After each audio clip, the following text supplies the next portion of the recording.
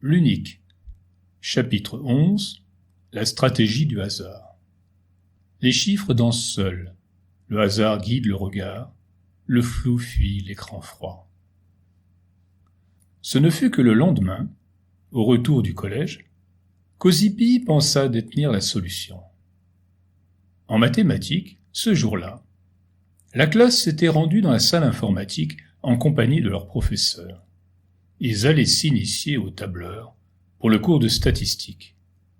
Et ce, avec le même logiciel qu'Ozipi possédait sur l'ordinateur de la maison, mais dont jusqu'à ce jour, il ne connaissait pas grand-chose. Ce qui avait retenu son attention, bien au-delà de la moyenne pondérée et autres médianes, résidait dans le mot « aléato », formule qui permettait à l'ordinateur de générer un nombre totalement aléatoire et que le professeur avait utilisé afin de donner dans un exercice des listes de valeurs différentes à tous les groupes de travail de la classe. En apportant quelques modifications, il se l'était fait expliquer par le professeur, très content de voir un Ozipi moins électron libre, et avait tout noté soigneusement sur un bout de papier, on pouvait obtenir un truc à décider à la place d'eux, qui de temps à autre sortait à l'écran l'ordre « Retourne-toi ». Ozipi, ragaillardi par cette trouvaille, tenait là sa prise de décision aléatoire. Un détail le contrariait cependant. Cette solution excluait Éonie de l'expérimentation. Il était impossible à l'un comme à l'autre d'emporter l'ordinateur familial au laboratoire. D'autre part, ils ne pouvaient pas poursuivre leurs expériences chez l'un d'eux. Pour cela, il leur faudrait être seuls. Mais comment prévoir le moment où tous les autres occupants de la maison, étant partis pour un laps de temps suffisamment long, ils auraient le loisir de poursuivre leur expérimentation en toute discrétion? D'un commun accord, ils décidèrent d'œuvrer chacun de leur côté, et de se faire mutuellement, au laboratoire bien entendu, un compte-rendu de leurs observations, car cette fois-ci, Ozipi ne doutait pas qu'il parviendrait à un résultat tangible.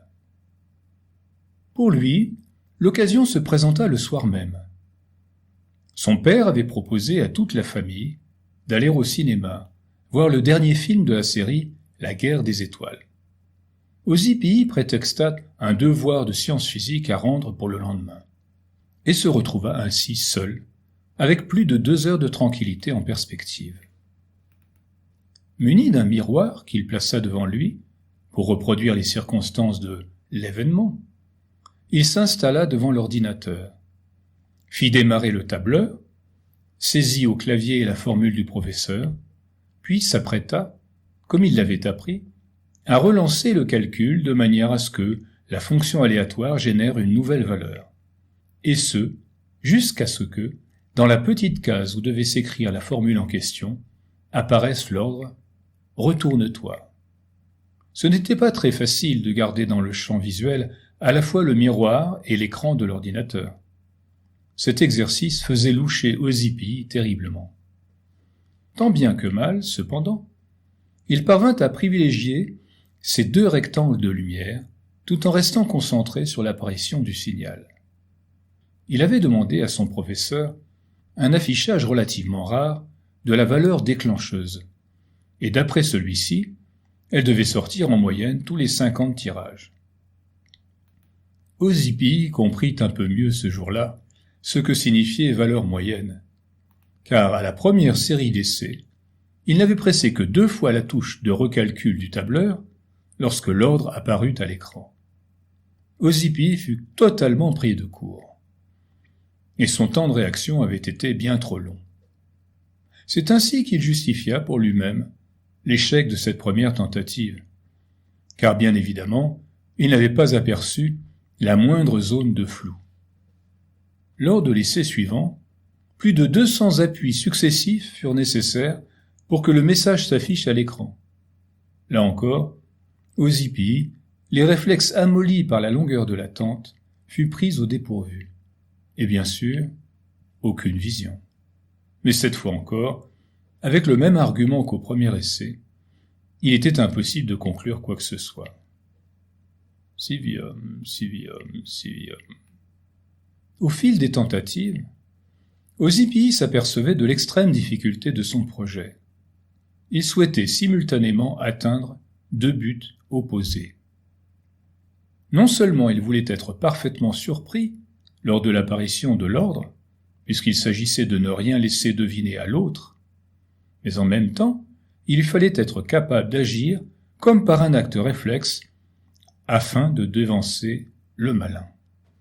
Ozypie trouva une ressemblance certaine entre sa recherche de l'acte réflexe parfait et la pensée du non-être, rencontrée sans vraiment en comprendre le sens, en feuilletant un des livres que son père empilait dans les toilettes. Ses difficultés actuelles lui remettaient en mémoire ce bouquin, où il était question d'illusion, de réalité, et d'être parvenant à la conscience vraie en se dégageant du monde des apparences.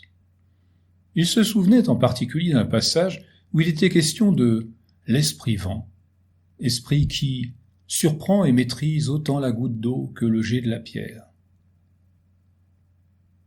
À la lecture de ce passage, un sourire apparaît sur les lèvres d'Irénée.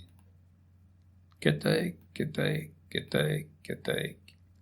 Il pense à la fin de son adolescence, lorsqu'il rencontra, dans un puis plusieurs livres, l'étonnant personnage connu sous le nom de Gurdjieff. Cet homme, à la réputation sulfureuse, qui avait créé une école de l'éveil, affirmait que la presque totalité des humains traversait la vie dans un état de semi-somnolence. Ozypie allait-il réussir là où, lui, Irénée, avait, pensait-il, échoué? Sans vraiment comprendre pourquoi tout ceci lui revenait en mémoire, il était convaincu qu'un tel livre pouvait l'aider à débloquer la situation. D'ailleurs, Ozypie se rendait bien compte qu'il était dans une impasse. Il avait autant besoin de se changer les idées que de trouver des solutions à son problème de gestion du hasard. Aussi décida-t-il de jeter à nouveau un coup d'œil sur cet ouvrage avant d'aller plus loin dans ses tentatives. Sans une maîtrise parfaite de sa spontanéité, comment réussir à déjouer les pièges de celui qu'il avait nommé, sans rien connaître de lui, le malin? Son questionnement intérieur se termina par un soupir, qu'Ozypie réprima d'un sursaut de fierté. À nouveau, sur les lèvres d'Irénée, un sourire, asymétrique celui-là, apparut. S'il avait pu se voir dans la glace à cet instant, Irénée y aurait décelé un mélange d'amusement et de sympathie. Les mots qu'il écrivit alors sur son carnet embarqué semblaient, eux, s'en être aperçus.